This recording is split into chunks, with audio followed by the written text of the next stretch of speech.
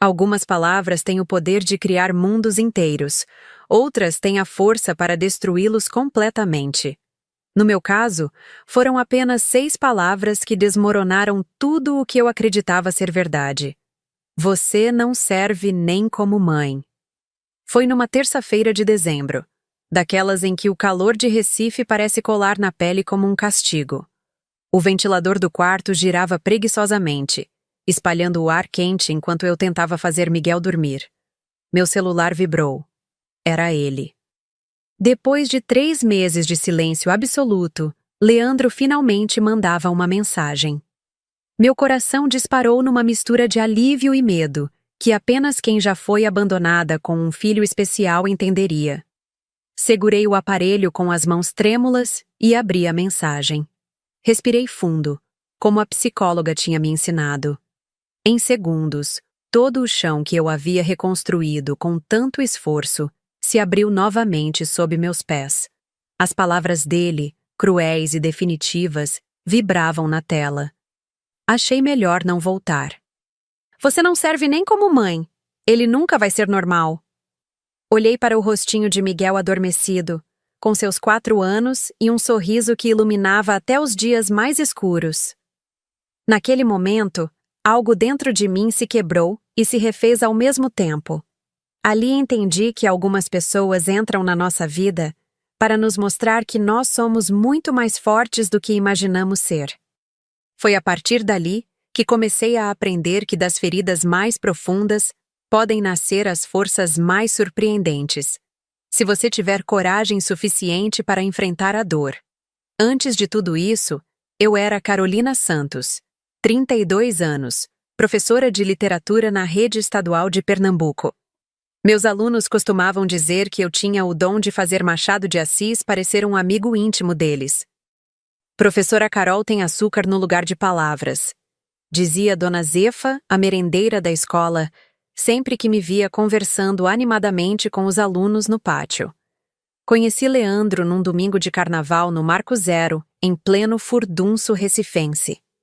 Ele estava fantasiado de pirata, eu de frevo com sombrinha colorida. Nossos olhares se cruzaram em meio à multidão que pulava ao som do maracatu.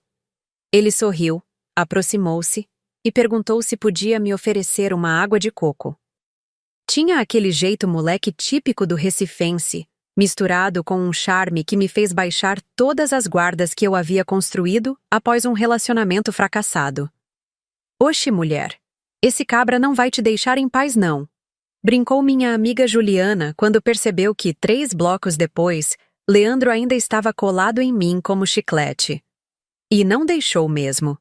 Uma semana depois, já estávamos assistindo ao pôr do sol na praia de Boa Viagem, compartilhando sonhos como se nos conhecêssemos há anos. Leandro trabalhava como engenheiro civil numa construtora grande. Tinha orgulho de dizer que havia construído 3 dos prédios mais altos da orla. Tudo que eu faço é para durar, Carolzinha, ele dizia com aquele sorriso que me derretia por completo. E eu acreditei. Acreditei quando ele disse que queria construir uma vida comigo, que sonhava em ter filhos e envelhecer juntos. Nos casamos 1 ano depois, numa cerimônia simples na Igreja do Carmo, seguida de uma festa animada num sítio em aldeia, com muito bolo de rolo, cartola e caldo de sururu servido à meia-noite. Meu pai, seu Augusto, pescador aposentado de Itamaracá, chorou ao me entregar no altar. Minha mãe, Dona Lourdes, benzeu a aliança 3 vezes antes de me deixar sair de casa. Casamento é compromisso sério, menina. Não é bonança todo dia, não. O apartamento que compramos ficava no bairro do Espinheiro, um 2 quartos aconchegante com uma varanda de onde podíamos ver um pedacinho do rio Capibaribe. Ali, plantamos nossos primeiros sonhos juntos. Leandro trazia sempre uma flor aos domingos, e eu fazia tapioca recheada nas manhãs de sábado. Tínhamos uma rotina simples, mas éramos felizes. Pelo menos, era o que eu pensava. Quando descobri a gravidez, foi numa manhã quente de março. O teste positivo tremia em minhas mãos, enquanto lágrimas escorriam pelo meu rosto. Preparei uma surpresa para Leandro. um par de sapatinhos minúsculos ao lado do prato no jantar. Ele chorou, me abraçou e prometeu que seria o melhor pai do mundo. Naquela noite, deitados na rede da varanda, ele fez planos para o futuro do nosso filho. Vou ensinar tudo a ele, Carol.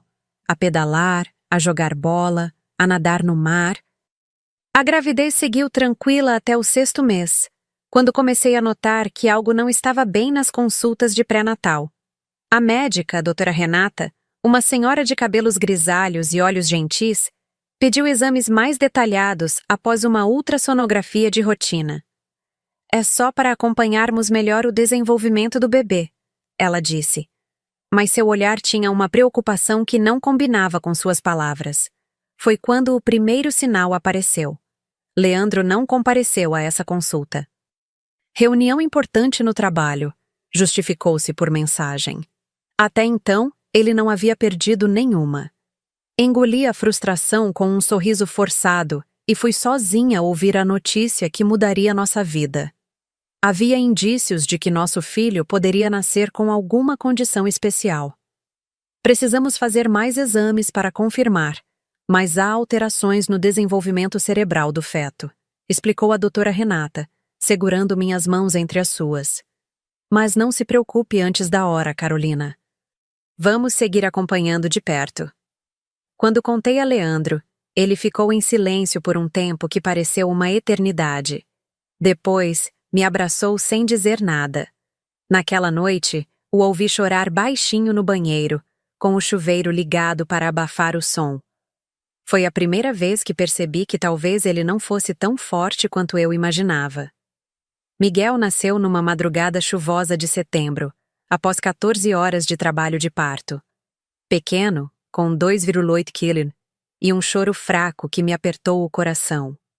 A equipe médica o levou rapidamente para exames, e só horas depois pude segurá-lo nos braços.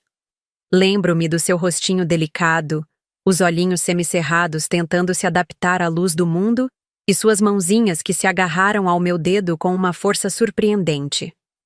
Seu filho tem paralisia cerebral leve, disse o Dr. Paulo, neonatologista, 2 dias depois. Ele vai precisar de acompanhamento constante, fisioterapia, estimulação precoce. Mas com os cuidados certos, pode ter uma vida muito próxima do normal. Leandro estava ao meu lado quando recebemos o diagnóstico. Sua mão apertou a minha com tanta força que chegou a doer. E ele vai poder correr? Jogar bola? Perguntou com a voz embargada. Cada caso é único, respondeu o médico com cautela. Mas com o tratamento adequado e muito estímulo, ele pode desenvolver grande parte da mobilidade.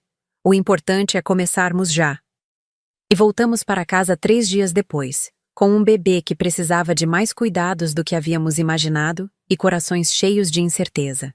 Minha mãe veio ficar conosco no primeiro mês, e foi meu porto seguro quando tudo parecia desmoronar. Minha filha, ela dizia enquanto me ajudava a dar banho em Miguel. Criança especial vem para o mundo para ensinar amor de um jeito que a gente nem sabia que existia. E era verdade. Cada pequena conquista de Miguel, segurar a cabeça, fixar o olhar, sorrir, era comemorada como uma vitória olímpica em nossa casa. Todos, exceto Leandro. Aos poucos, quase imperceptivelmente, ele foi se afastando. Primeiro, começou a chegar mais tarde do trabalho. Depois, inventou um curso noturno de especialização. As noites de sábado com os amigos tornaram-se mais frequentes. Quando Miguel completou 6 meses, Leandro já era quase um estranho em nossa casa. Você precisa dar um tempo para ele, consolava-me Juliana, agora madrinha de Miguel, enquanto me ajudava com as sessões de fisioterapia caseira. Homem é bicho complicado, amiga. Ele só tá processando tudo isso. Mas eu percebia seu olhar distante quando segurava o filho. Como se Miguel fosse um enigma que ele não conseguia, ou não queria, decifrar. Como se cada limitação do nosso menino fosse um lembrete de sonhos que precisavam ser redimensionados. Em uma noite particularmente difícil, quando Miguel estava com febre e não parava de chorar, Leandro explodiu. Não aguento mais. Essa criança só dá trabalho. Quando é que vamos ter uma vida normal de novo? Suas palavras caíram como pedras sobre mim. Ele é seu filho, Leandro, não um inconveniente na sua vida. Respondi enquanto ninava Miguel, tentando acalmá-lo. Não foi isso que eu planejei, Carol, ele disse, passando as mãos pelo cabelo em desespero. Não era assim que nossa vida deveria ser. Naquela noite, dormimos em quartos separados pela primeira vez. No dia seguinte, ele pediu desculpas, trouxe flores e jurou que estava apenas cansado. E eu, ainda apaixonada pelo homem que achava conhecer, quis acreditar. Foi nessa mesma época que conheci Mariana, terapeuta ocupacional de Miguel no Centro de Reabilitação Infantil. Com seus cabelos cacheados sempre presos num coque despretensioso e um sorriso que acalmava até o coração mais aflito, ela se tornou muito mais que uma profissional em nossas vidas. Carol, você precisa cuidar de você também, ela me disse um dia, após perceber meu cansaço. Ser mãe de uma criança especial exige força sobre-humana às vezes. E tá tudo bem admitir que é difícil. Foi Mariana quem me apresentou ao grupo de apoio para pais de crianças com necessidades especiais que se reunia às quartas-feiras no centro comunitário do bairro. Ali conheci Dona Josefa, que criava sozinha o neto com síndrome de Down, seu Cláudio, cujo filho tinha autismo severo, e Denise, mãe de gêmeas com paralisia cerebral. Todos tinham histórias de superação que me faziam sentir menos sozinha. Minha filha, disse Dona Josefa numa dessas reuniões. Quem não aguenta o peso da cruz abandona no meio do caminho, mas quem fica, fica porque tem força que nem sabia que existia. Suas palavras ecoaram em mim como profecia quando um dia voltei da fisioterapia de Miguel e encontrei metade do guarda-roupa de Leandro vazio e um bilhete na mesa da cozinha. Preciso de um tempo para pensar. Desculpe. Senti como se o ar tivesse sido sugado dos meus pulmões. Miguel dormia tranquilamente em seu berço, alheio ao fato de que seu pai havia simplesmente ido embora. Liguei, enviei mensagens, implorei.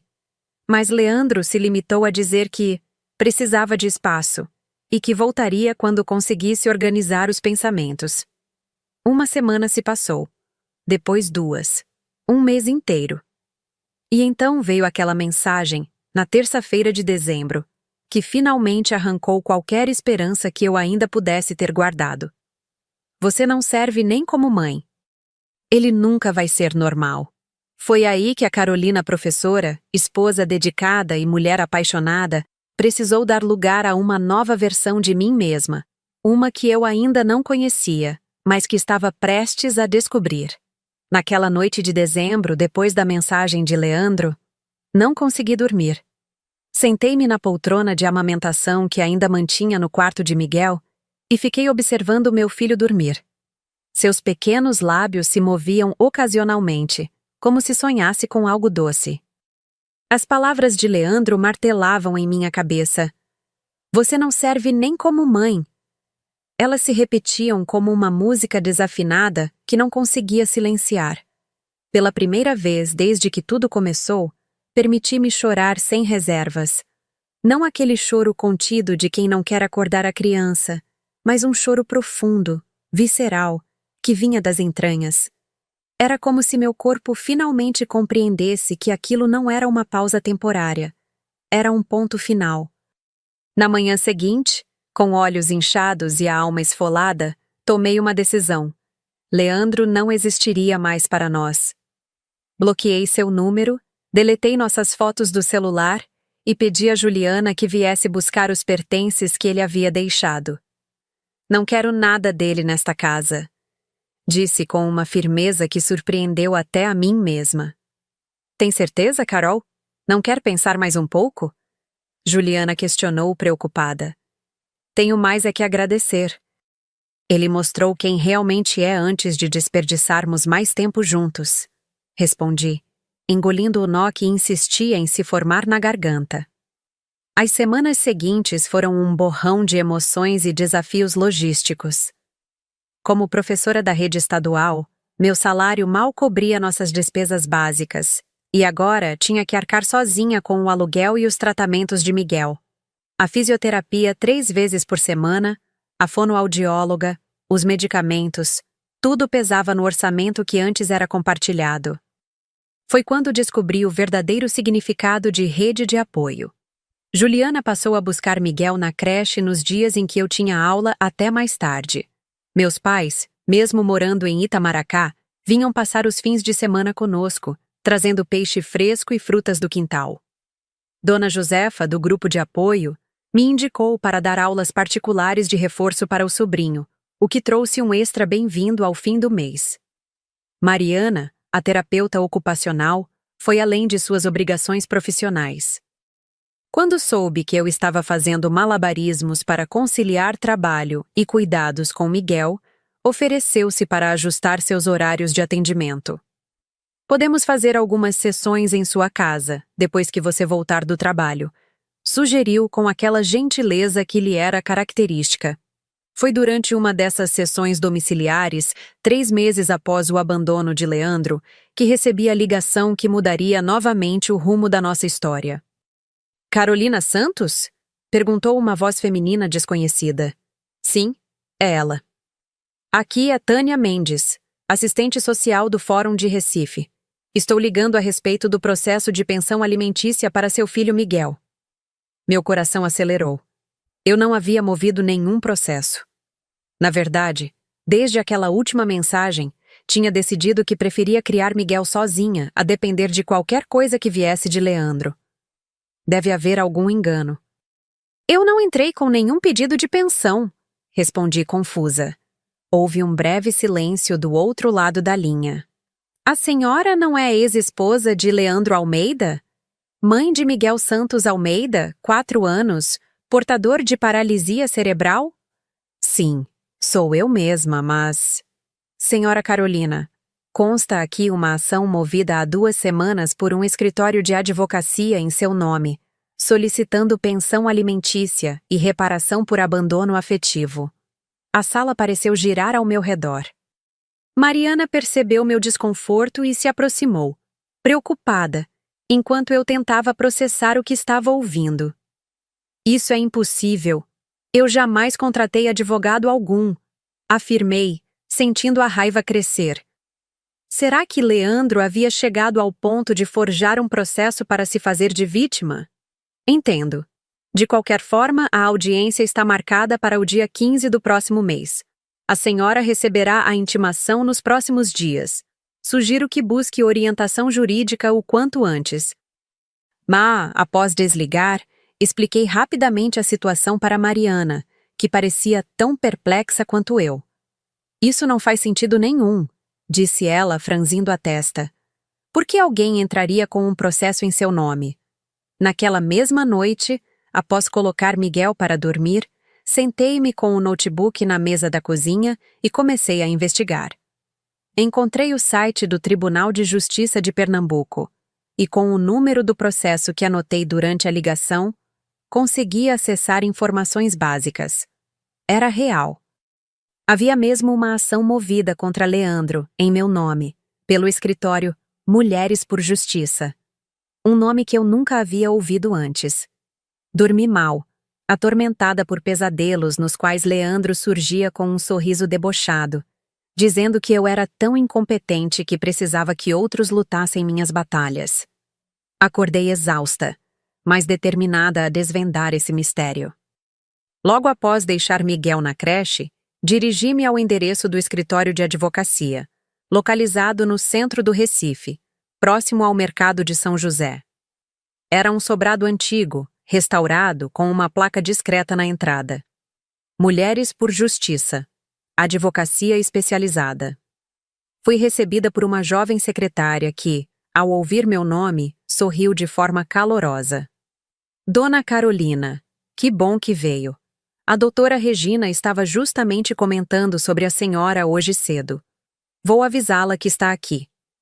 Minutos depois, fui conduzida a uma sala ampla, de paredes claras decoradas com quadros de artistas pernambucanos. Atrás de uma mesa de madeira maciça, uma mulher negra de cerca de 50 anos, cabelos curtos, com fios grisalhos e olhos penetrantes, levantou-se para me receber. Carolina Santos, finalmente nos conhecemos pessoalmente, disse ela, estendendo a mão. Sou Regina Oliveira, coordenadora jurídica do nosso coletivo. Prazer em conhecê-la, doutora, mas confesso que estou completamente confusa. Não entendo como existe um processo judicial em meu nome que eu nunca autorizei. Regina indicou uma cadeira para que eu me sentasse e acomodou-se novamente atrás da mesa. Compreendo sua surpresa. Antes de tudo, quero garantir que não estamos agindo de má fé. Nosso escritório atua em defesa de mulheres em situação de vulnerabilidade, especialmente mães solo de crianças com deficiência. Mas como souberam do meu caso? E por que agir sem meu consentimento? Questionei, ainda desconfiada. Ela respirou fundo antes de responder. O que vou lhe contar agora pode parecer surpreendente. Recebemos sua indicação através de Mariana Torres, terapeuta ocupacional de seu filho. A revelação caiu como uma bomba. Mariana? Minha Mariana, que se tornou quase uma amiga nos últimos meses? Que vinha à minha casa e conhecia minha realidade tão de perto? Isso não pode ser verdade, murmurei, sentindo uma mistura de traição e incredulidade. Entendo seu choque, mas Mariana faz parte de uma rede de profissionais de saúde que identificam casos críticos e nos encaminham. Não é a primeira vez que agimos assim, Carolina. Muitas mulheres em sua situação não buscam seus direitos por medo, vergonha ou simples falta de informação. Mas iniciar um processo sem meu conhecimento, isso é legal? Regina sorriu de leve. Na verdade, o processo ainda não foi oficialmente iniciado. O que fizemos foi um registro preliminar, uma consulta jurídica em seu nome. A ação só prosseguirá com sua autorização formal. A ligação que você recebeu foi parte do nosso protocolo para estabelecer contato. Por alguns instantes fiquei em silêncio, tentando processar toda aquela informação. Parte de mim queria se sentir indignada pela invasão de privacidade, mas outra parte, talvez a mais racional, reconhecia que essa poderia ser uma oportunidade que eu jamais buscaria por conta própria. E o que exatamente esse processo busca? Perguntei finalmente. Regina abriu uma pasta e retirou alguns documentos. 2 pontos principais. Primeiro, a regularização da pensão alimentícia a que Miguel tem direito por lei, calculada com base na renda de Leandro, incluindo retroativos desde o abandono. Segundo, uma indenização por danos morais devido ao abandono afetivo, que no caso de uma criança com deficiência, configura agravante. Ela empurrou os papéis em minha direção. Fizemos um levantamento preliminar e descobrimos que seu ex-marido foi promovido a diretor de projetos na construtora há 2 meses. Seu salário atual é quase 5 vezes o que você ganha como professora. Aquela informação foi como um tapa. Enquanto eu contava moedas para comprar os remédios de Miguel, Leandro estava sendo promovido, prosperando, vivendo sua vida como se nós nunca tivéssemos existido. E tem mais, continuou Regina, com um tom que misturava profissionalismo e indignação contida. Encontramos registros de que ele iniciou um novo relacionamento. Está morando com uma mulher no condomínio Reserva do Paiva, um dos mais caros da região metropolitana.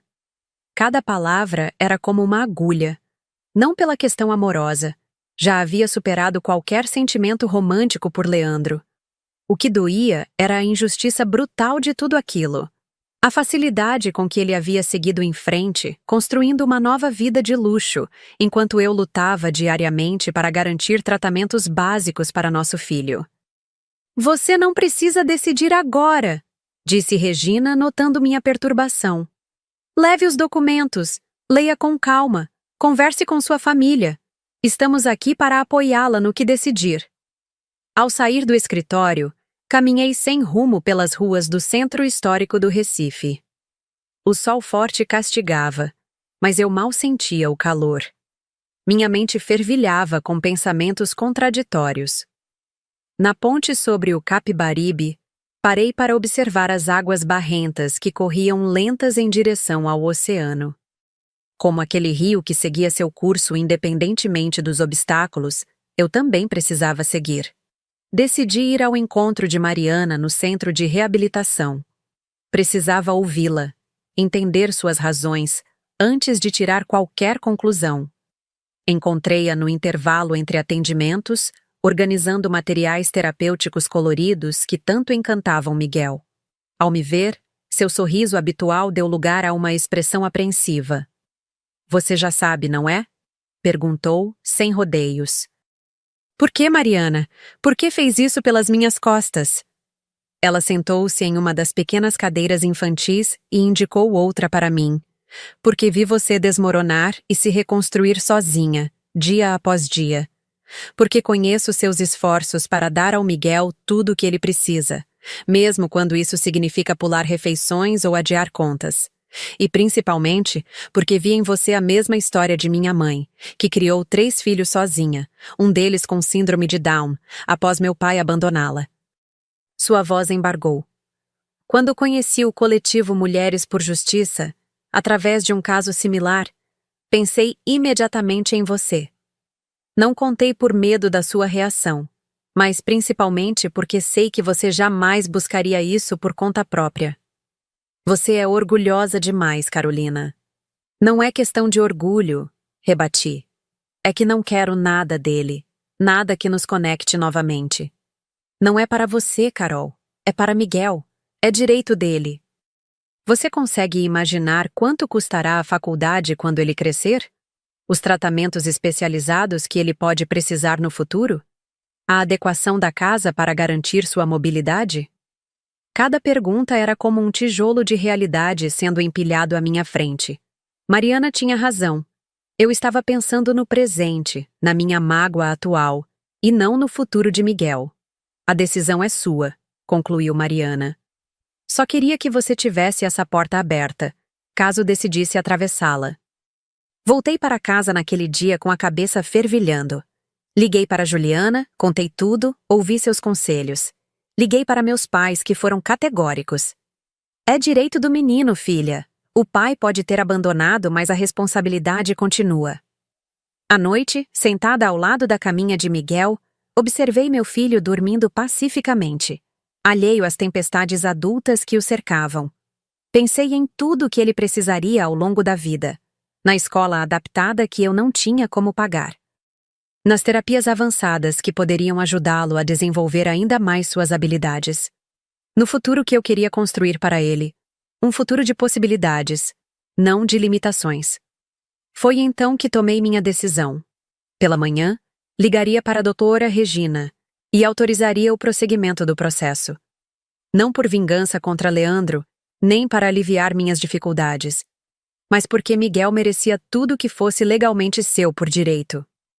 O que eu não imaginava era que essa decisão desencadearia uma reação que mudaria completamente o rumo da nossa história. 3 dias depois, recebi uma ligação do número de Leandro, aquele mesmo que eu havia bloqueado meses atrás. Hesitei, o coração acelerado, mas atendi. "O que você pensa que está fazendo?" A voz dele soou raivosa do outro lado. "Contratar advogados para me processar? É assim que pretende resolver as coisas?" Respirei fundo, surpreendentemente calma. "Olá para você também, Leandro. Quanto tempo? Como vai sua nova vida no Reserva do Paiva?" O silêncio momentâneo do outro lado me deu uma satisfação que não esperava sentir. "Andou me investigando? Isso é assédio, sabia?" Ele rebateu, visivelmente desconfortável. "Não, Leandro. Isso é consequência. Você abandonou um filho com necessidades especiais, sumiu por meses e agora quer ditar como as coisas devem ser resolvidas? Eu não abandonei ninguém. Precisei de um tempo, só isso." Estava planejando voltar a fazer parte da vida do Miguel. A mentira era tão descarada que quase ri. Sério? E aquela mensagem dizendo que eu não servia nem como mãe e que ele nunca seria normal, era parte desse seu plano amoroso de retorno? Novamente silêncio. Imaginei-o do outro lado, em seu apartamento de luxo, tentando formular alguma desculpa convincente. Eu estava nervoso, Carol. Disse coisas que não devia. Mas isso não justifica me processar e tentar tirar meu dinheiro. Seu dinheiro? Repeti, sentindo a raiva crescer pela primeira vez na conversa. O que estou buscando é o direito do seu filho a uma pensão alimentícia digna, Leandro. Algo que você deveria ter oferecido espontaneamente, se tivesse o mínimo de decência. Escuta aqui. Sua voz endureceu. Você não sabe com quem está se metendo. Tenho contatos, tenho influência. Posso fazer sua vida virar um inferno se insistir com esse processo. Aquela ameaça velada, em vez de me amedrontar, acendeu algo dentro de mim, uma determinação que não sabia que existia. Não, Leandro, você é quem não sabe com quem está lidando. Não sou mais aquela mulher quebrada que você deixou para trás. E quanto a fazer minha vida um inferno, você já tentou isso uma vez, lembra? Não funcionou. Desliguei antes que ele pudesse responder. As mãos tremiam, mas não de medo. Era adrenalina pura. Pela primeira vez desde que nos conhecemos, eu havia enfrentado Leandro de igual para igual. No dia seguinte, quando cheguei ao centro de reabilitação com Miguel, Mariana me recebeu com um abraço apertado. Ele esteve aqui, disse ela em voz baixa. Leandro, veio exigir informações sobre você, sobre quem havia iniciado o processo. Meu sangue gelou. E o que você disse? A verdade. Que como profissional de saúde, testemunhei o abandono e suas consequências, e que apoiava integralmente o processo. Ele não gostou nada. Naquela mesma tarde, recebi um e-mail do colégio onde lecionava. A diretora solicitava uma reunião urgente para o dia seguinte. Sem maiores explicações. Quando cheguei à escola, Dona Carmen, diretora há mais de 20 anos, me recebeu com uma expressão grave que nunca havia visto antes. Carolina, recebemos uma denúncia anônima contra você. Alegações sérias de negligência com seu filho que estariam afetando seu desempenho profissional. A acusação era tão absurda que fiquei sem palavras por alguns instantes. Quem faria uma denúncia assim? Perguntei, embora já soubesse a resposta. A denúncia veio acompanhada de um pedido de investigação por parte da construtora Alves em Mendonça. Aparentemente, alguém de lá tem interesse pessoal no caso. A construtora onde Leandro trabalhava. A peça final do quebra-cabeça se encaixou. Dona Carmen, isso é retaliação. Estou movendo um processo de pensão alimentícia contra meu ex-marido, que trabalha nessa construtora. Ele está usando a influência dele para me prejudicar. A expressão da diretora suavizou-se um pouco. Desconfiei que fosse algo assim. Conheço seu trabalho há anos, Carolina. Sei do seu compromisso com os alunos e com seu filho. Mas preciso seguir o protocolo e registrar a denúncia. Saí da escola sentindo como se carregasse o mundo nas costas. Leandro havia cumprido sua ameaça. Estava tentando me desestabilizar, atingir minha reputação profissional, talvez até colocar em risco minha guarda sobre Miguel. Dirigi até o escritório de Regina com o coração pesado. Precisava contar o que estava acontecendo, entender quais eram minhas opções. Isso só prova que estamos no caminho certo, disse a advogada após ouvir tudo. Se ele está reagindo assim, é porque sabe que vai perder no tribunal. Mas isso também é grave, Carolina. Configura assédio processual e tentativa de intimidação de testemunha, no caso a Mariana. O que fazemos agora? Perguntei, exausta. Documentamos tudo, cada ameaça, cada tentativa de retaliação, e incluímos no processo. Ela fez uma pausa, estudando meu rosto cansado. Mas mais importante, você não está sozinha nessa batalha, Carolina. Nosso coletivo existe justamente para enfrentar homens como Leandro, que acham que podem usar poder e dinheiro para silenciar mulheres.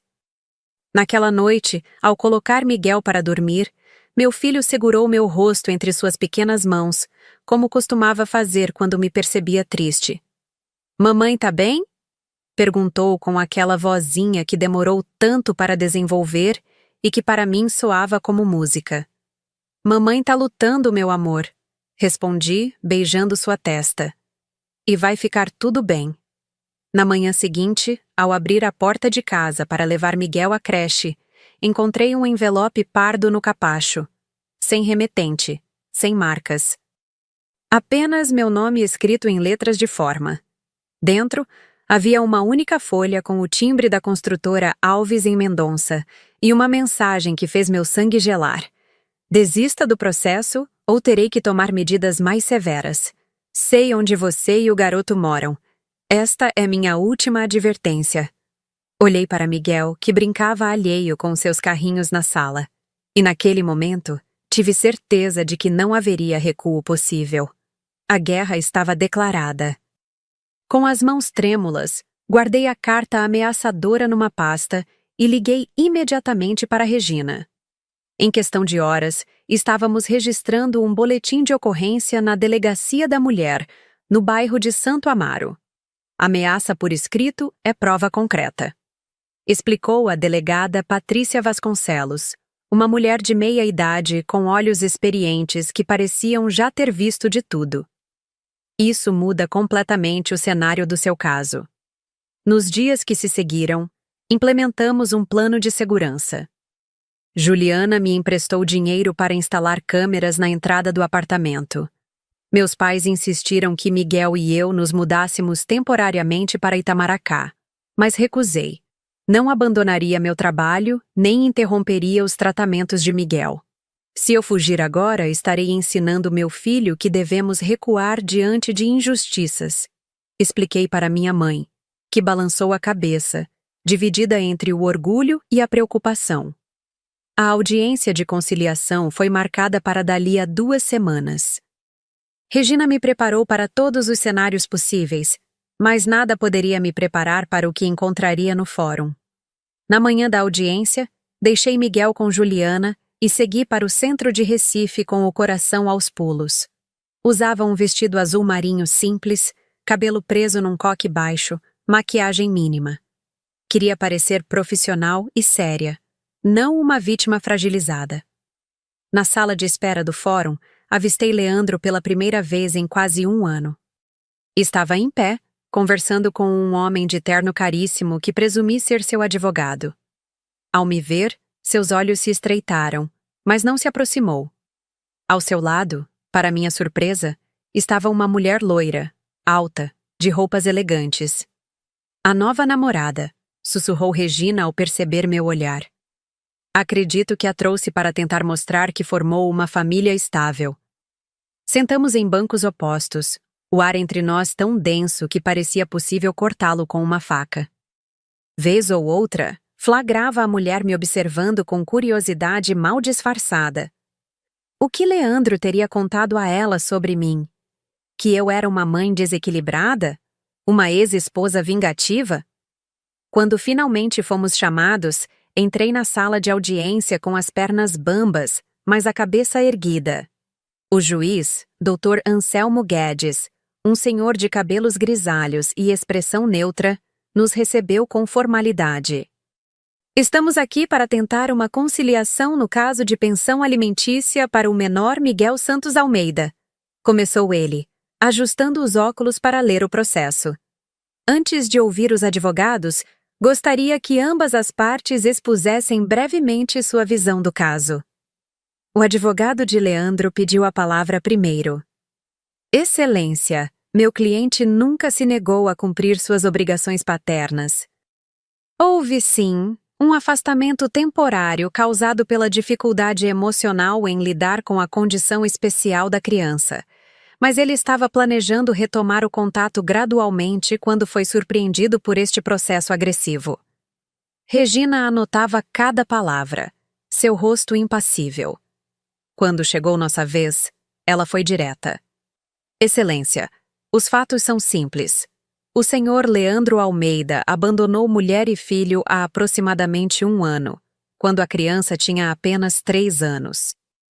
Durante todo esse período, não contribuiu financeiramente, não visitou o menor e chegou a enviar mensagens degradantes à mãe, questionando sua capacidade maternal e referindo-se ao próprio filho em termos pejorativos.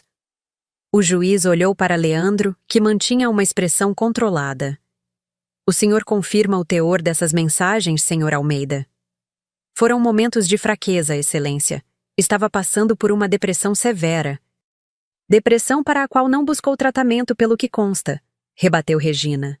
Enquanto isso, conseguiu uma promoção profissional, mudou-se para um condomínio de luxo e iniciou um novo relacionamento. A mulher ao lado de Leandro mexeu-se desconfortavelmente na cadeira. Começava a me perguntar quanto ela realmente sabia sobre nossa história. O juiz folheou alguns documentos.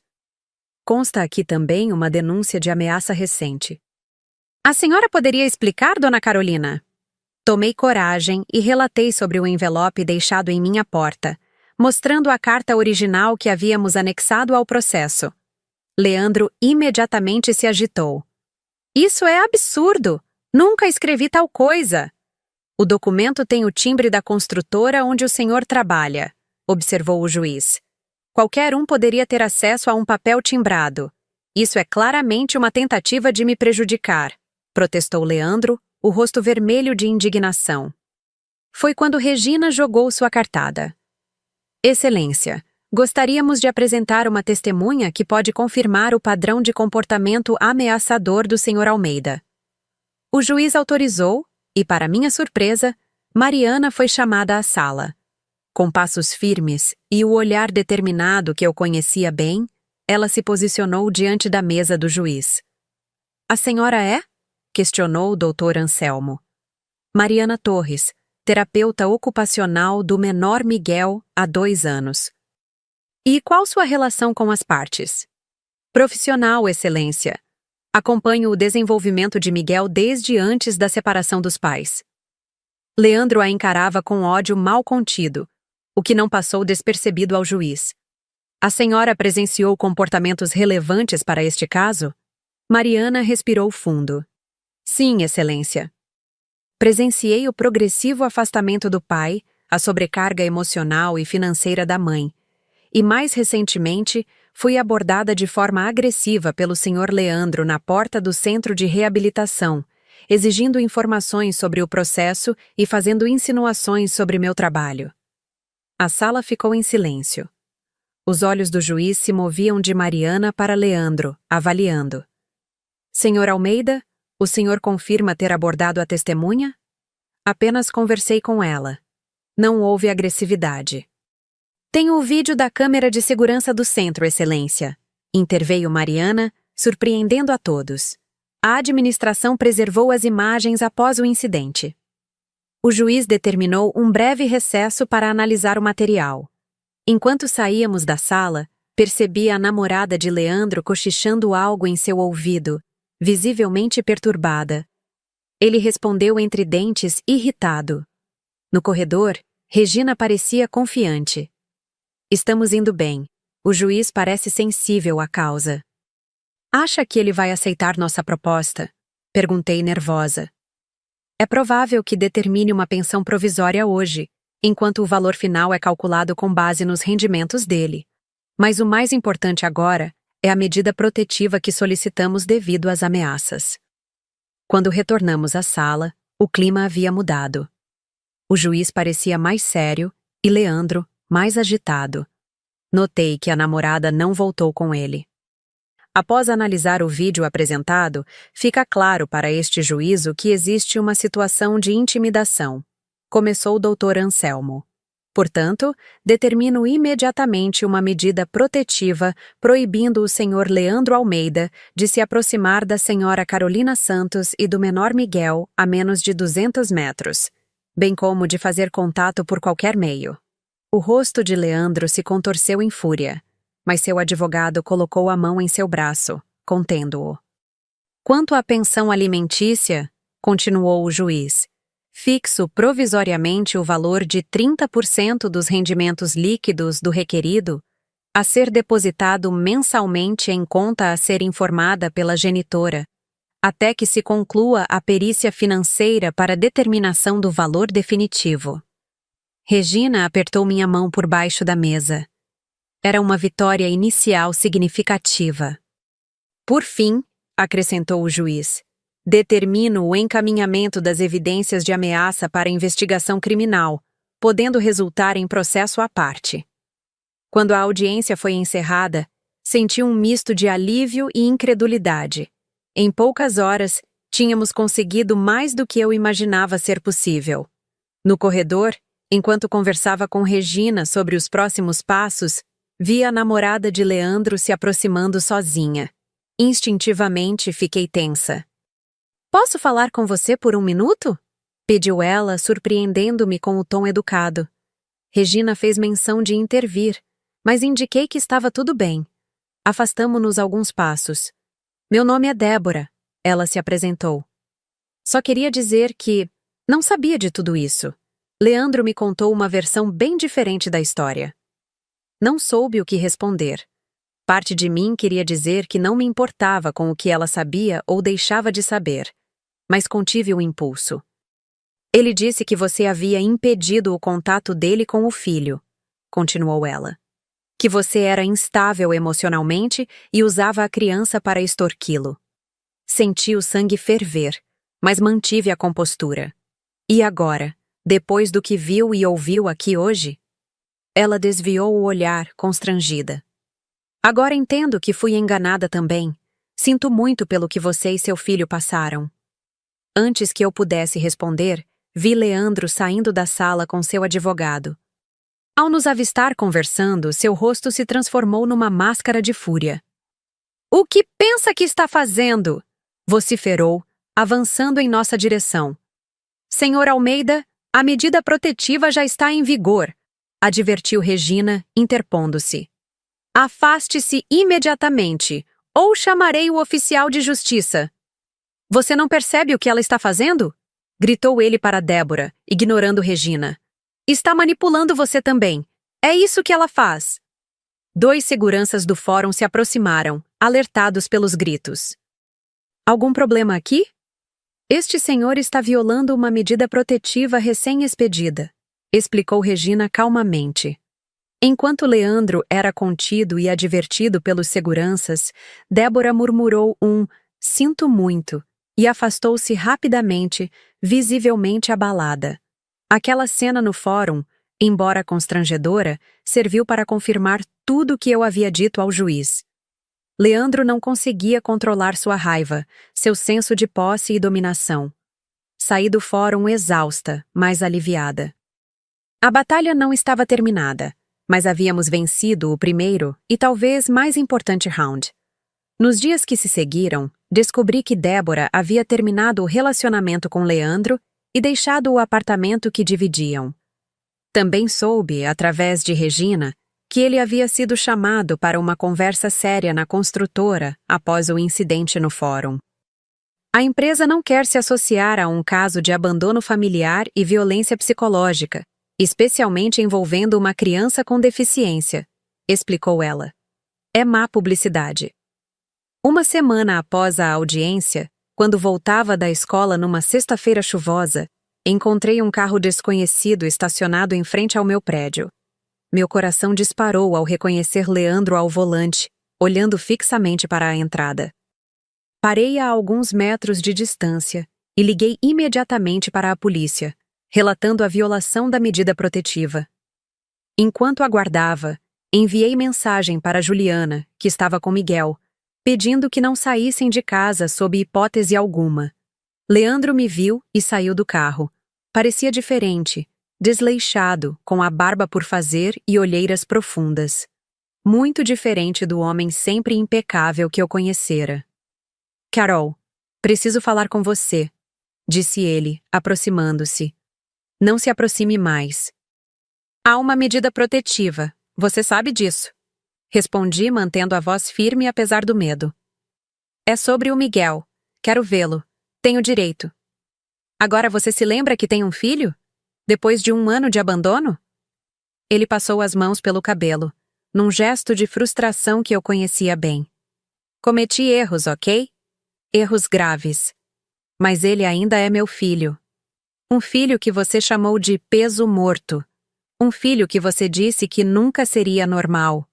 Rebati, sentindo a indignação superar o medo. Eu não estava bem, Carol. Não conseguia lidar com a situação. E eu conseguia? Você acha que foi fácil para mim? A diferença é que eu fiquei.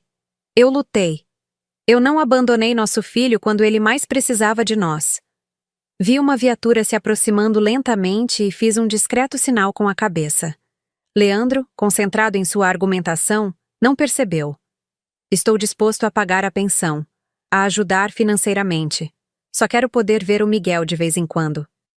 Isso não é negociável na calçada, Leandro. Há um processo legal em andamento. Seu advogado pode entrar com pedido de visitação supervisionada, se você realmente estiver interessado. 2 policiais saíram da viatura e se aproximaram. Senhora Carolina Santos? Perguntou um deles. Sim, sou eu. Recebemos uma denúncia de violação de medida protetiva. Leandro empalideceu ao ver os policiais. Isso não era necessário. Estávamos apenas conversando. Senhor Leandro Almeida? Questionou o policial consultando um papel. Sim. O senhor está ciente de que existe uma determinação judicial proibindo sua aproximação da senhora Carolina Santos e do menor Miguel Almeida num raio de 200 metros? Estou, mas... Neste caso, o senhor terá que nos acompanhar à delegacia por descumprimento de ordem judicial. Leandro me olhou com uma mistura de raiva e desespero enquanto era conduzido à viatura. Naquele momento, não senti satisfação ou vingança. Apenas um profundo cansaço e a certeza de que estava fazendo o que era necessário para proteger a mim e a Miguel. Enquanto a viatura se afastava, meu celular tocou. Era Regina. Carolina? Acabei de receber uma ligação do juiz. Ele analisou a perícia financeira e vai determinar o valor final da pensão na próxima semana. Quanto?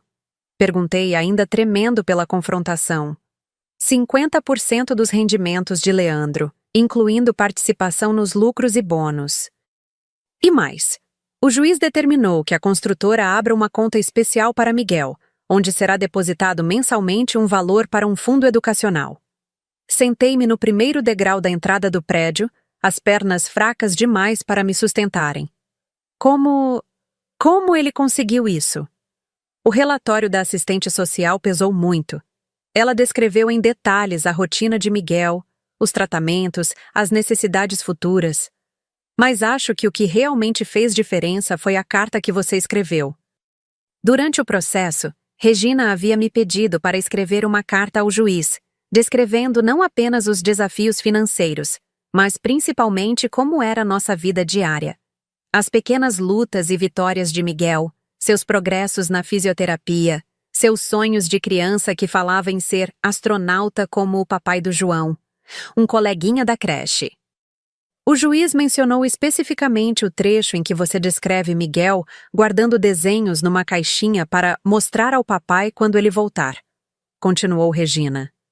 Parece que isso o tocou profundamente. Comecei a chorar ali mesmo, na escada do prédio, sob a chuva fina que caía. Não era apenas pelo dinheiro, que sem dúvida mudaria nossas possibilidades. Era pelo reconhecimento, oficial, legal, documentado, de que Miguel merecia tudo aquilo. De que seus sonhos, suas necessidades, seu futuro importavam. Quando finalmente subi ao apartamento, Juliana me recebeu com um abraço apertado. Miguel correu até mim com seus passinhos desajeitados que para mim eram mais graciosos que qualquer bailarino. "Mamãe, eu desenhei você!" exclamou ele, erguendo uma folha onde uma figura de palito com cabelo encaracolado sorria sob um sol amarelo brilhante. Abracei meu filho com força, enterrando o rosto em seus cabelos que cheiravam a shampoo de camomila. "Tá chorando, mamãe?" perguntou ele, tocando meu rosto molhado. "De felicidade, meu amor. Às vezes, a gente chora de felicidade também." Naquela noite, enquanto observava Miguel dormir, pensei em todo o caminho percorrido desde aquela terça-feira de dezembro, quando as palavras de Leandro tentaram me destruir. Pensei nas pessoas que surgiram na minha vida. Mariana, Regina, o grupo de apoio. Pensei na força que descobri em mim mesma. Meu celular vibrou com uma mensagem de Mariana. "Como você está? soube do que aconteceu hoje. Olhei para Miguel mais uma vez e digitei lentamente. Estamos bem. Pela primeira vez em muito tempo, acho que realmente vamos ficar bem. Apoiei a cabeça na parede e fechei os olhos. Amanhã seria outro dia. Haveria mais desafios, mais batalhas. Leandro provavelmente tentaria nova aproximação. Talvez até entrasse com pedido de visitação, como havia mencionado. O futuro ainda era incerto em muitos aspectos. Mas uma coisa eu sabia com absoluta certeza. Nunca mais permitiria que alguém, nem mesmo o pai do meu filho, me fizesse duvidar da minha força, do meu valor ou da minha capacidade de proteger o que era mais precioso para mim. Naquela noite, adormeci ao lado da cama de Miguel, de mãos dadas com meu filho. Pela primeira vez em muito tempo, sem pesadelos. Parte 5. Conclusão, resolução e reflexão final. 3 anos depois. Os ipês amarelos do Parque da Jaqueira exibiam sua florada mais exuberante naquele setembro recifense. O céu, de um azul quase irreal, servia de tela para os galhos dourados que balançavam na brisa da tarde. Sentada em um banco sob a sombra fresca, observava Miguel, agora com 7 anos, correndo com outros meninos pelo gramado. "Mãe, olha eu!" gritou ele, apoiando-se em suas muletas especiais para dar uma volta completa em torno de si mesmo, uma nova habilidade que havia acabado de dominar e da qual se orgulhava imensamente. "Estou vendo, meu amor. Você está incrível!" respondi, sorrindo e acenando. Cada conquista dele, por menor que pudesse parecer aos olhos alheios, era para mim um pequeno milagre digno de celebração. Era difícil acreditar em quanto nossas vidas haviam mudado nos últimos 3 anos. O apartamento no Espinheiro havia dado lugar a uma casa térrea no bairro de Casa Forte, adaptada às necessidades de Miguel, com rampas, barras de apoio e espaço para suas sessões de fisioterapia em casa. Eu continuava lecionando, mas agora era coordenadora pedagógica da área de literatura, um cargo que me permitia horários mais flexíveis para acompanhar os tratamentos do meu filho. E Miguel? Miguel havia florescido. Com o apoio financeiro garantido pela pensão e pelo fundo educacional determinado pelo juiz, pude matriculá-lo numa escola inclusiva com estrutura adequada e profissionais preparados. Suas sessões de terapia aumentaram: fisioterapia, fonoaudiologia, terapia ocupacional, hidroterapia. Os resultados eram visíveis não apenas em seu desenvolvimento físico, mas principalmente em sua autoconfiança. "Dona Carolina?" Voltei-me para encontrar Walter, o segurança do parque que conhecíamos bem, aproximando-se com sua expressão habitualmente gentil. "Ele chegou", informou discretamente. "Está na entrada principal, como combinado." Meu coração acelerou levemente. Mesmo depois de todo esse tempo, os encontros ainda me deixavam ansiosa. "Obrigada, Walter. Pode avisá-lo que estamos no local de sempre." Enquanto o segurança se afastava, respirei fundo e chamei Miguel. "Filho, venha cá um pouquinho." Ele veio mancando alegremente, o rosto corado pelo esforço, os cabelos escuros colados à testa suada. "Seu pai chegou", informei, ajeitando sua camiseta. "Está pronto?" Miguel assentiu, seu sorriso diminuindo um pouco, substituído por uma expressão mais séria. "Tô, mãe." As visitas quinzenais haviam começado há pouco mais de 1 ano, após um longo processo de aproximação supervisionada.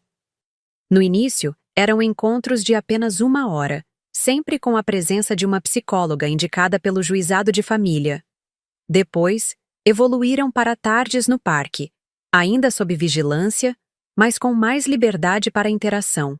Avistei Leandro caminhando em nossa direção, carregando um pacote embrulhado em papel colorido.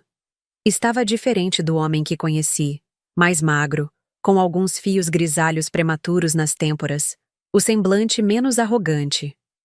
Ainda assim, reconheci no modo como andava, no jeito de inclinar levemente a cabeça, traços do homem por quem me apaixonei tantos anos atrás. "Oi, Miguel." Cumprimentou ele, aproximando-se e abaixando-se para ficar na altura do filho. Como você está, campeão? Tô bem. Aprendi a girar nas muletas, quer ver? Claro que quero. Afastei-me alguns metros, dando-lhes espaço como sempre fazia. Sentei-me num banco próximo, de onde podia observá-lo sem interferir. Vi Miguel demonstrando sua nova habilidade e o sorriso genuíno de Leandro ao aplaudi-lo. Era uma cena que jamais imaginei possível nos dias sombrios que se seguiram ao abandono. A transformação não havia sido súbita nem fácil. Depois daquele incidente em frente ao meu antigo prédio, Leandro passou 2 dias detido por violar a medida protetiva. Segundo Regina me contou posteriormente, foi um choque de realidade que o fez buscar ajuda profissional. Começou a frequentar terapia, ingressou num grupo de apoio para pais de crianças com deficiência e 6 meses depois, entrou com pedido formal para visitação supervisionada. No início, recusei-me a concordar. A ferida ainda estava aberta demais, a confiança completamente destruída. Foi Miguel quem inconscientemente mudou minha perspectiva. Numa noite, enquanto eu arrumava sua coleção de carrinhos, encontrei uma caixa escondida sob a cama. Dentro, dezenas de desenhos, todos retratando uma família de 3 pessoas. Mamãe, Miguel e papai, conforme as legendas escritas com sua caligrafia infantil irregular. Aquela descoberta me partiu o coração. Apesar de tudo, Miguel ainda sonhava com a presença do pai. Ainda guardava em seu coração de criança o espaço que pertencia a Leandro. Depois de muita reflexão e longas conversas com a psicóloga de Miguel, decidi permitir que o processo de aproximação começasse, sob condições estritas e sempre priorizando o bem-estar emocional do meu filho. No banco do parque, folheava distraidamente um livro enquanto os observava. Miguel agora mostrava ao pai seu novo aplicativo educativo no tablet, um programa especial que o ajudava a praticar coordenação motora fina. Posso? A voz familiar me tirou dos devaneios. Levantei os olhos para encontrar Mariana, com seu eterno coque despretensioso e sorriso acolhedor. Claro, respondi, fazendo espaço no banco. Mariana continuava sendo terapeuta ocupacional de Miguel, mas ao longo dos anos havia se tornado muito mais. Uma amiga, uma confidente, quase uma irmã. Foi ela quem segurou minha mão durante as primeiras visitas supervisionadas, quem me acalmou nos momentos de dúvida, quem me lembrou sempre que, independentemente dos erros de Leandro, era importante para Miguel ter a chance de conhecer seu pai. Como estão as coisas hoje? Perguntou ela, observando a dupla à distância. Surpreendentemente tranquilas. Ele trouxe um presente, provavelmente mais um brinquedo educativo sugerido pela psicóloga. Mariana sorriu. Você percebe como sua voz mudou quando fala dele? Não tem mais aquele tom amargo de antes. Refleti sobre a observação. Era verdade. O ódio corrosivo que senti por tanto tempo havia se transformado em algo mais próximo da indiferença, com lampejos ocasionais de compaixão. Acho que perdoar não é sobre esquecer o que aconteceu, comentei, colocando em palavras um pensamento que vinha cultivando há meses. É sobre não permitir que o passado continue te envenenando no presente.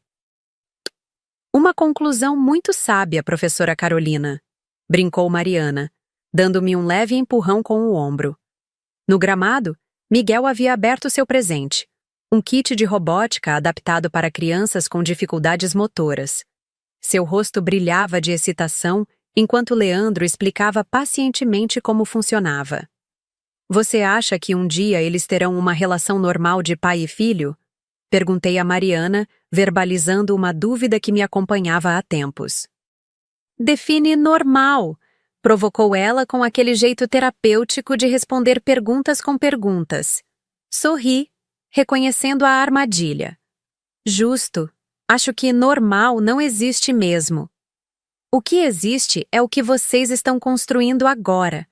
Um relacionamento possível, com os limites e as possibilidades que a história de vocês permite. E isso é válido, Carol. Ficamos em silêncio por alguns momentos, observando Miguel tentar montar uma peça do kit com a ajuda de Leandro. Vi a paciência no rosto do meu ex-marido, tão diferente da frustração que demonstrava nos primeiros meses de vida do nosso filho. Às vezes me pergunto como teria sido se ele não tivesse ido embora, confessei em voz baixa. Se tivéssemos enfrentado tudo juntos desde o início. E desperdiça energia pensando nisso? Questionou Mariana. Balancei a cabeça. Não mais. Aprendi que olhar para trás só faz sentido se for para reconhecer quanto caminho já percorremos. Miguel nos avistou e acenou, chamando-nos para ver sua criação. Levantamos e caminhamos até eles. Olha, mãe, um robô que anda sozinho. O pai ajudou a montar a parte difícil. O pai, não mais papai como nos desenhos escondidos, nem Leandro, como eu me referia a ele nos primeiros meses de reaproximação. Apenas pai. Uma palavra simples que carregava um mundo de significados sendo reconstruídos. Está incrível, filho. Elogiei, sinceramente impressionada com o pequeno robô que se movia em círculos no gramado. Leandro se levantou, limpando a grama dos joelhos. Miguel me contou sobre a apresentação da escola na semana que vem. Ele vai recitar um poema, não é? Sim, estamos ensaiando todos os dias. É um poema do Manuel de Barros que ele escolheu. Será que... Eu poderia assistir? Perguntou Leandro, com aquela hesitação que sempre surgia quando tentava expandir sua participação na vida do filho. Antes que eu pudesse responder, Miguel interveio. Pode sim, pai. Eu quero que você veja. Vou ser o melhor da turma. Trocamos um olhar rápido por cima da cabeça do nosso filho. Uma comunicação silenciosa entre dois adultos que, apesar de tudo, compartilhavam o amor incondicional por aquele pequeno ser. Claro que pode, confirmei. Envio os detalhes por mensagem. Miguel comemorou e voltou sua atenção ao robô, enquanto Mariana se ofereceu para ajudá-lo a fazer alguns ajustes. Leandro e eu nos afastamos alguns passos, criando um momento raro de conversa a sós. Queria te agradecer, disse ele, surpreendendo-me. Pelo quê? Por não ter desistido. Por ter lutado tanto por ele quando eu falhei. Por permitir que eu tente consertar pelo menos uma parte do estrago que causei. Sua voz embargou na última frase, e vi que lutava para conter a emoção.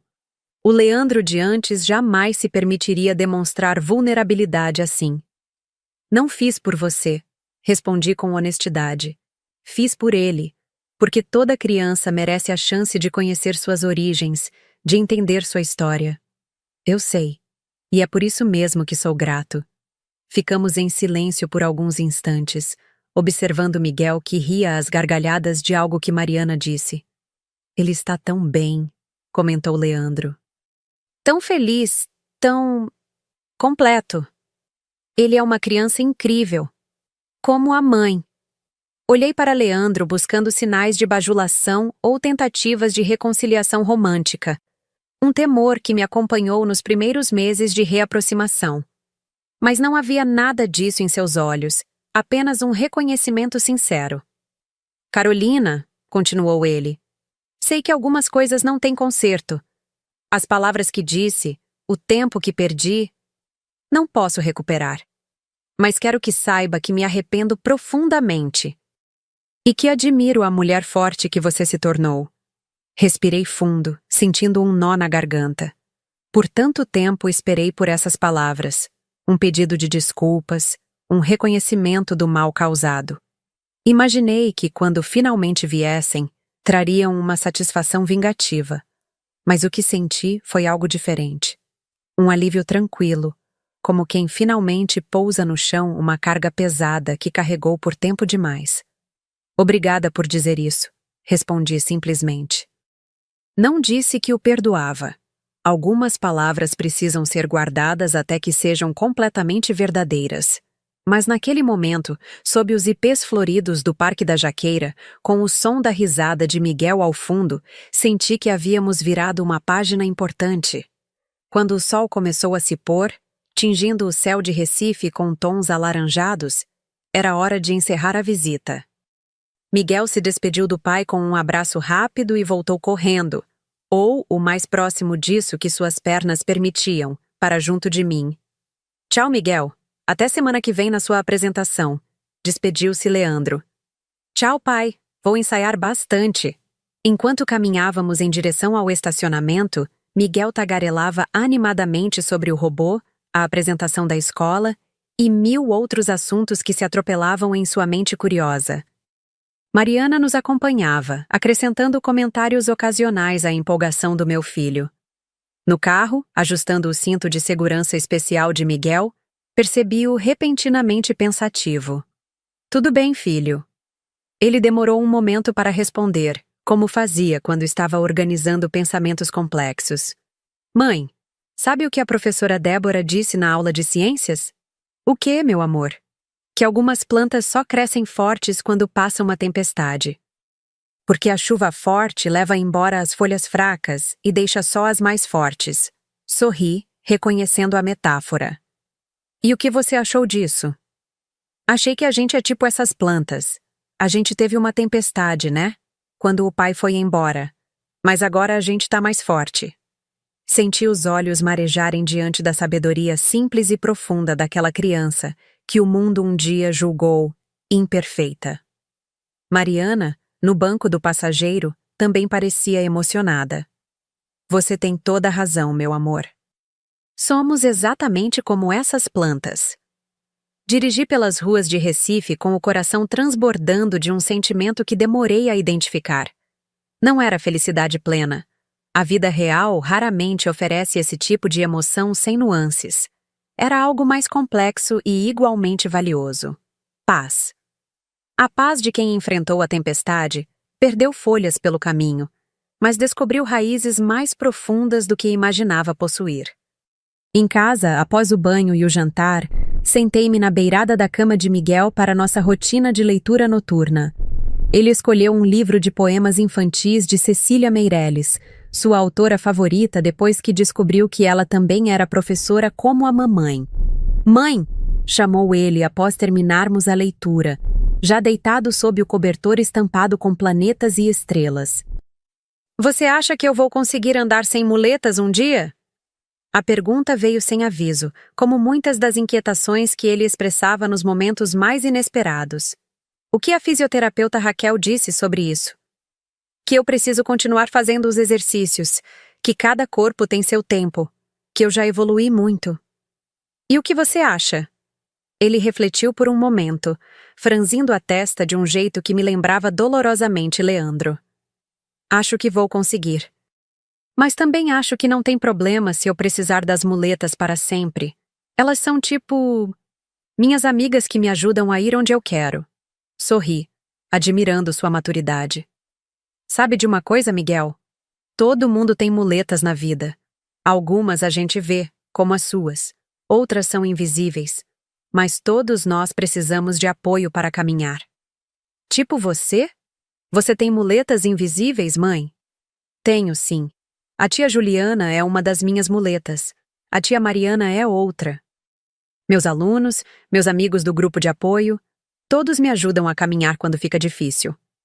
Ele assentiu, satisfeito com a resposta. Bocejou, os olhinhos já pesados de sono. E eu? Sou sua muleta também? Beijei sua testa, sentindo o perfume de shampoo infantil. Você, meu amor, não é muleta. Você é o motivo pelo qual eu caminho. Quando ele adormeceu, fiquei ainda alguns minutos observando seu rosto sereno. Pensei em tudo que havíamos vivido, nas palavras cruéis que um dia tentaram nos definir, nas batalhas que enfrentamos, nas vitórias que conquistamos. Em meu quarto, antes de dormir, abri o notebook para finalizar o planejamento das aulas da semana seguinte. Na pasta de documentos, encontrei um arquivo que não abria há muito tempo. O diário que comecei a escrever nos dias após o abandono de Leandro, como sugestão da psicóloga para organizar os pensamentos. Abri o arquivo e reli a primeira entrada, datada daquela terça-feira de dezembro, que parecia agora pertencer a outra vida. Ele disse que eu era inútil. Mas foi ele quem fugiu da vida que prometeu construir comigo. Aquelas palavras ainda tinham o poder de evocar a dor, mas já não conseguiam me ferir como antes. Eram cicatrizes, marcas permanentes de feridas que, embora curadas, jamais desapareceriam completamente. Rolei até o final do documento e acrescentei uma nova entrada. Algumas palavras têm o poder de criar mundos inteiros, outras têm a força para destruí-los. As que escolhemos acreditar definem quem nos tornamos. Hoje, escolho acreditar nas palavras do meu filho de 7 anos. A gente teve uma tempestade, mas agora a gente tá mais forte. E essa, talvez, seja a maior verdade que já conheci. Fechei o notebook e apaguei a luz. Pela janela entreaberta, a brisa noturna de Recife trazia o cheiro dos jasmins do quintal e, ao longe, o murmúrio constante do mar, aquele mesmo mar que, como eu, sabia exatamente como era se reconstruir após cada tempestade.